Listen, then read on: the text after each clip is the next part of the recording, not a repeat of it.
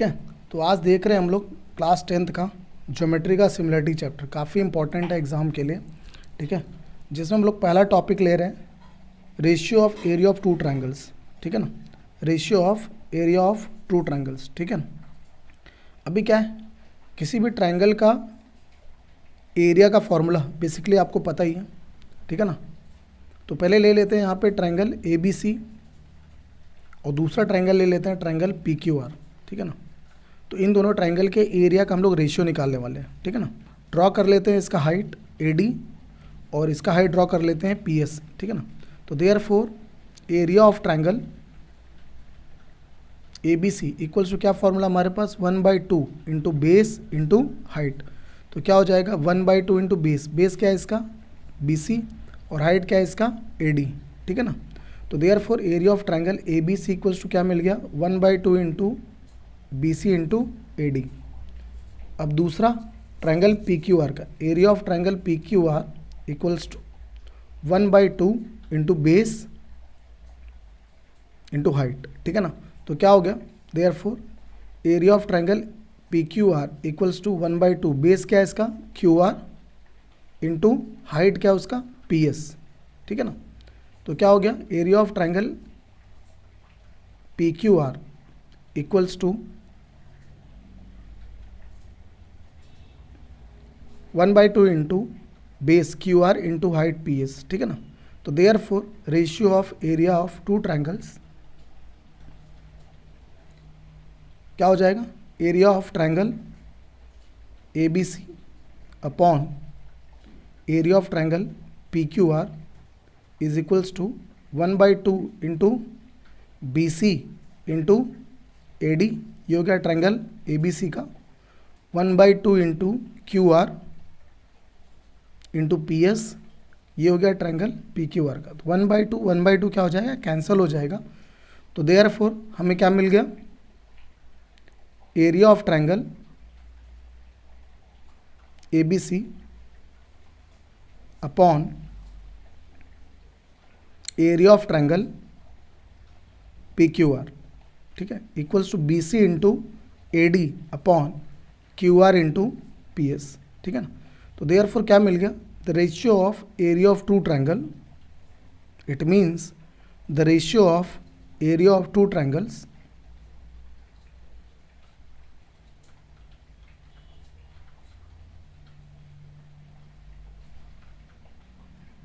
are equals to the ratio of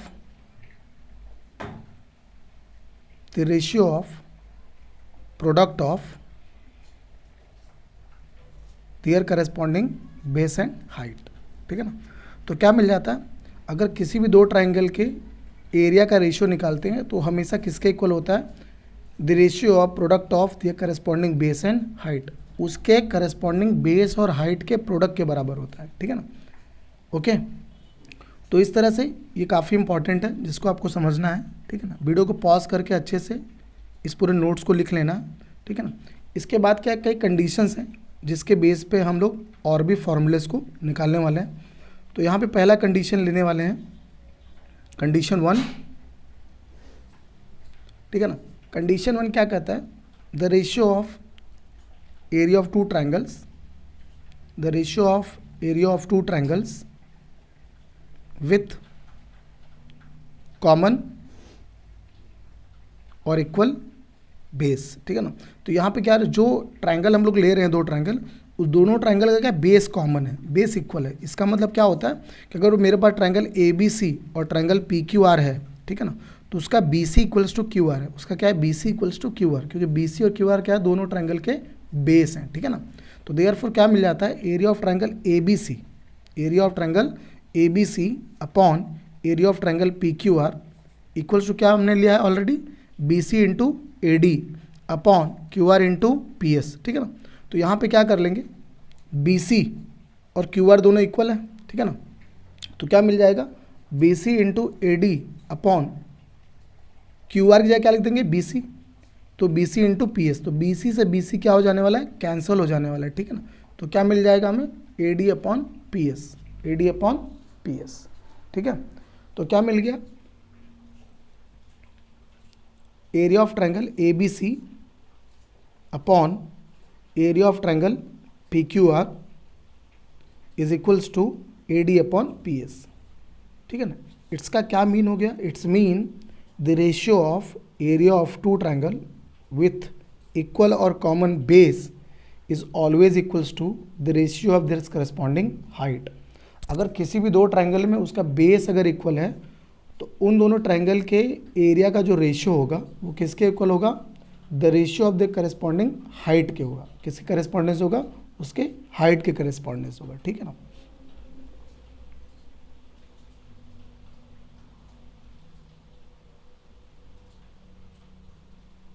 okay तो इस तरह से क्या मिल गया, A1 upon A2 equals to H1 upon H2, और ये कब होने वाला है, if B1 equals to B2, B1 equals to B2। अगर उसका बेस इक्वल है तो ratio of area of triangles equals to the ratio of corresponding height. Okay तो लेते हैं सेकंड कंडीशन। तो ये जो भी हम पढ़ रहे हैं कंडीशंस 1 कंडीशंस 2, ये दोनों कंडीशंस, आगे एक कंडीशन और कंडीशन 3 काफ़ी इंपॉर्टेंट है। तो वीडियो को पॉज करके अच्छे से आपको इसको नोट डाउन करना है, और नहीं समझ में आता है तो एक दो बार इसको फिर से आपको देखना है। ठीक है, तो क्या दिया condition 2, the ratio of area of two triangles, the ratio of area of two triangles with common height, with common height. ठीक है ना, तो यहाँ पे क्या है, जो दोनों ट्रायंगल दिया हुआ है, ट्रायंगल ए बी सी और ट्रायंगल पी क्यू आर, उन दोनों ट्रायंगल का जो हाइट है वो इक्वल है। इसका मतलब क्या हो रहा है, A D equals to P S, A D equals to क्या है, पी एस है। तो देयरफॉर हमें क्या मिल जाएगा, area of triangle A B C upon area of triangle P Q R equals to, already हमने निकाला हुआ है, B C into A D upon Q R into P S. अब यहाँ पे क्या हो रहा है, ए डी और पी एस दोनों इक्वल है।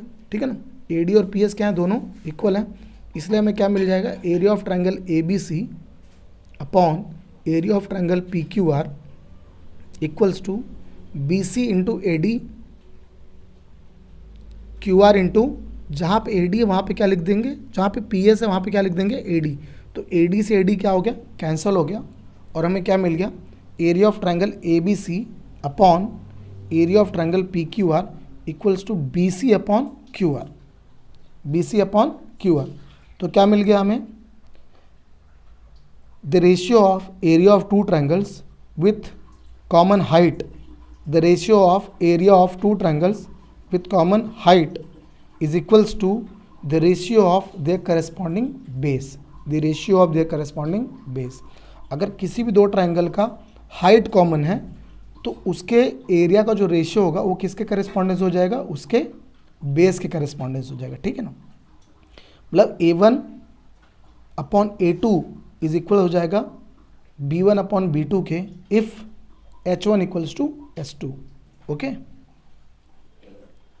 तो वीडियो को पॉज करके आपको अच्छे से इसको नोट कर लेना, क्योंकि इसके बेस पे जो क्वेश्चंस हैं वो हम नेक्स्ट वीडियो में करने वाले हैं, और उस एक्सरसाइज से क्वेश्चन बोर्ड एग्जाम में 2 मार्क के लिए पूछा ही जाता है। ठीक है ना, तो आपको इस पूरे नोट्स को अच्छे से लिखना है। ठीक है ना, तो क्या मिल गया हमें, H1 इक्वल्स टू S2 अगर है, if H1 equals to S2 तो therefore A1 upon A2 is equals to B1 upon B2। किसी भी दो ट्रायंगल का एरिया जो है उसके बेस की करस्पॉन्डेंस होगा, कब, जब उसकी हाइट कांस्टेंट यानी इक्वल है। ठीक है ना, तीसरा कंडीशन लेते हैं। ठीक है ना, if the base and height both are equal, if base and height both are equal तो therefore the ratio of area of that two triangles are equals to, okay, are equals to 1। ठीक है, इसका मतलब क्या हो रहा है, area of triangle A B C upon area of triangle P Q R is equals to 1, और ये कब हो जाएगा, जब उसका base B C equals to Q R होगा एंड उसका height A D equals to P S होगा। अगर हाइट और बेस दोनों क्या हैं, कांस्टेंट हैं, दोनों इक्वल हैं, तो क्या हो जाएगा, the ratio of area of that two triangles is equals to 1, ठीक है ना। इसका मीन क्या हो रहा है कि if B1 equals to B2 and H1 equals to S2, तो therefore area of triangle 1 is equals to area of triangle 2, ठीक है ना। तो ये तीन के तीनों जो हमने आज ये कंडीशंस पढ़े हैं, ये काफ़ी इंपॉर्टेंट है एग्जाम्स के लिए, तो इसको अच्छे से वीडियो को पॉज करके देखना है और लिखना है, और आगे के वीडियो हम लोग एक्सरसाइज सॉल्व करने वाले हैं, ठीक है। तब तक के लिए थैंक यू।